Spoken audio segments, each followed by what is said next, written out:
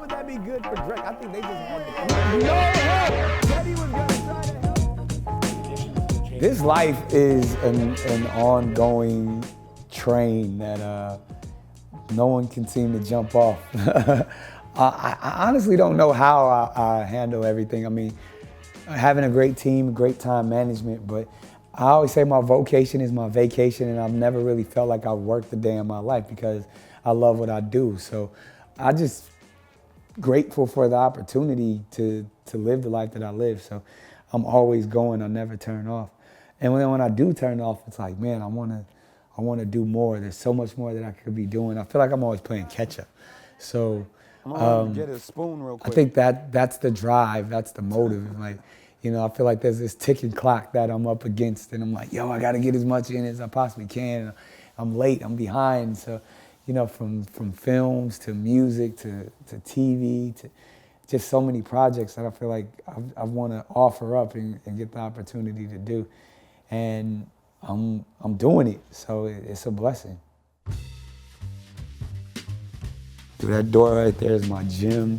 This is one of the main studio rooms, the edit bay. It's an arcade, a candy store. I do my podcast upstairs. My office is upstairs. You know, we pull in and we get to it daily. I like it dark better. My morning starts every single day about 4:45. Really leaving home around 5 something and getting to the radio station right after that. And that's where you got to turn it on, you know, regardless of how you feeling. You know, even having lupus, I have to check in with my doctors to make sure, you know, whatever's attacking my body, that my immune system can handle it. But you know, like I said, I checked in with my doctor. We good now. So today, it's just really just like any other day. That guy.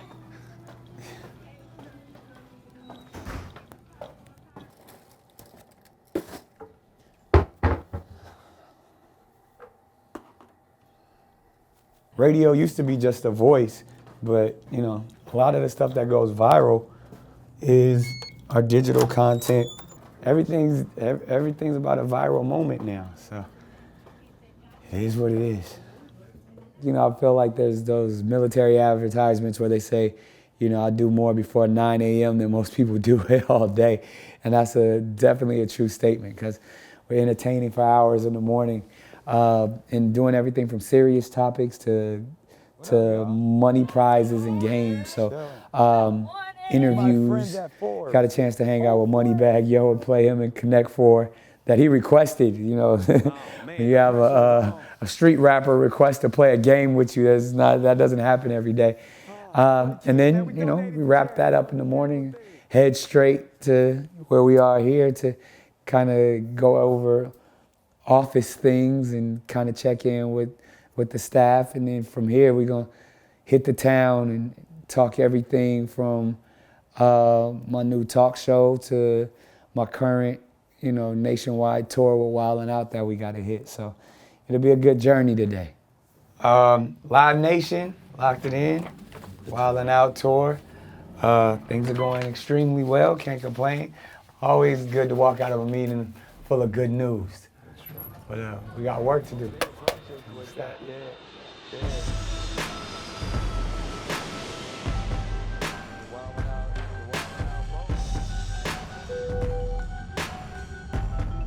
You know, even when your kids ask you, like, what college did you go to? Well, and then, you know, you start making up little excuses and stuff, especially when you're encouraging them to, you know, take their academic career seriously. And I was like, you know what? I think that's that void, that's that emptiness. You know, I've accomplished a lot in my life, but I truly learned that, you know, education is true success and wealth, and really just that process. I remember I was talking to, I think it was like Charlemagne the God, and he kind of asked a similar question. I was like, we all read books, but when's the last time you studied? You know, like, you can't, a part of your brain you kind of turn off after you leave school. You find yourself in different circles, and it's not like, oh, I'm an upper echelon, I'm in academia now. It's just more like, nah, it's like I'm intrigued. I'm filling a vessel that kind of was capped. So, you know, last kind of schooling, I was a teenager. So to be able to jump back into it, it just was, it felt really good. And I remember making that decision, you know, in 2016 of like, I'm gonna do this. I'm gonna just go for it. I'm gonna see what happens. And, you know, look up, 4 years flew by. Depending on how early I land, I get an opportunity to just refresh and get it all together, but or finish up homework, and then get to campus normally about 7:45, and then that's when we leave campus to go to the facility of incarceration. Usually it's the DC jails. This semester it's been a youth facility, which is a little more laid back. So it's probably about 15 minutes away from campus. And that's kind of where I feel like that's, not only is it a class, but it's also, you know, philanthropic in a sense, where it's activism dealing with youth. I don't know, it's fulfilling in so many ways. It's one of the first classes that I get to co-facilitate with my professor, Dr. Muhammad. But so I'm instructing, but I'm also learning at the same time. But at the time, I'm hopefully feeding and pouring into these young people. How y'all doing? Good to see you.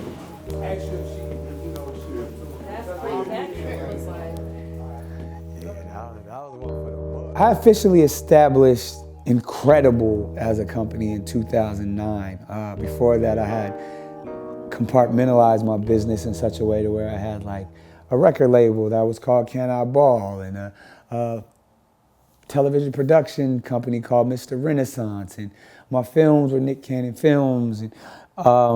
And at one point in 2009, I was like, yo, I want to create a multimedia conglomerate, a space. You know, I kind of likened it at the time to a company like a Sony that could do everything from electronics and, you know, create devices that you consume content on, and then actually create content. And then it just even grew from that point when you think of, you know, getting into the consumer electronics business in a real way. In 2010 is when I, you know, established and created Ncredible headphones. But then at the same time, still having Ncredible, the label and the management, as well as the film and television components, and even the touring business and everything that we have established to this day. So, and now, you know, we're in the Bluetooth speakers and even wanting to branch that out. But again, our core business is entertainment. So, and I feel like that's the nucleus of everything. So this is my mobile office, as I call it, my home away from home. Obviously, studio, full access to, you know, conference calls. To me, my life is all about time management. I mean, I love cars, I love to drive, but during the workday, I'm in the mobile office in the background. So whether I'm cleaning up a track, whether I'm, you know, writing a script, doing homework, I get an extra couple of hours where everybody else is focused on driving. You know, I have my own driver, and I get an opportunity to take every phone call and kind of lock in on emails and all the communication. So I would encourage any entrepreneur, businessman that can afford a more mobile office. You'll get so much more out of your day to be able to operate in something like this. And then you get accustomed too. This is the Ncredible mobile office. I think at a certain time the slashes mattered, but I think to be successful in this business, you got to be versatile. And I think that goes even all the way back to the days of, you know, Sinatra and, you know, Judy Garland, and even before then. I mean, when you think of what, you can go all the way to vaudeville, to Broadway. Like, you think of when Broadway was initially created, not only did you have to be able to act, sing, dance, play instruments, but you also had to be able to be an entrepreneur in that sense of, like, you had to promote yourself. You had to get out there and figure out how to market, you know, whatever play or whatever you were putting forth. So I still got one more class, trying to get to my final exam in enough time. You know, it's college life, you know how that goes. Trying to rush to another building all the way across the yard. We walk, it's the famous Howard Yard right now. So to be able to, you know, make, yeah. You just did. What up? How you doing, man? Good to see you. Pleasure, pleasure. How you doing? Y'all got Jamaican. Legacy is a great word, and probably one of the most important words when you think about life in general. Like, what's the whole purpose of us being here? And when we're no longer here, how will we be remembered? Mine is simple though, smiles. I feel like I get to help provide them.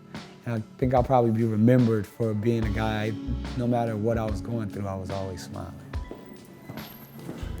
So yeah, after I roll in this exam, I'm gonna catch y'all back in LA, maybe Atlanta, maybe New York, it's all over. I'm gonna get to my exam, hopefully I don't fail. We getting out of here in May, so it's gonna be good.